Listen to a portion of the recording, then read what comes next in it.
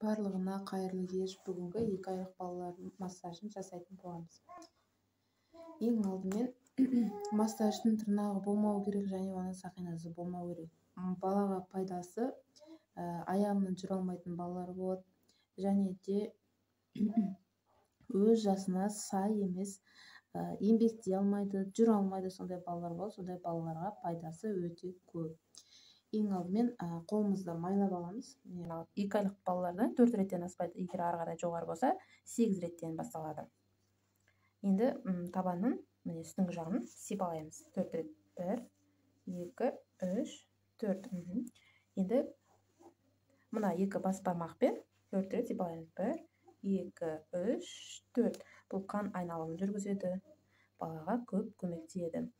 Каждый бақайдың ұшын 4 рет тартамыз. 1, 2, 3, 4. 1, 2, 3, 4.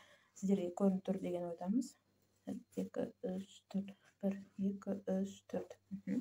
Енді алақанымызбен 4 рет. 1, 2, 3, 4. 2 айлық балалардың кейде ана бақайлары туылған кезде былай жұмылып тұрады. Бұл жаттығу яғни ашу үшін. Қолымызбен ашамыз саусақтарды. Жиырмайды сонда. 4 рет жасадық. Міне табанын 8 санын саламыз. 4 рет. Бұл 2 айлық балаға жасайтын негізі 4 реттен. Мен қысқаша ғана түсіндіріп өтейін сіздерге.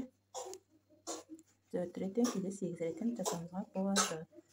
Енді кейде майтабан болмау үшін 7 санын саламыз.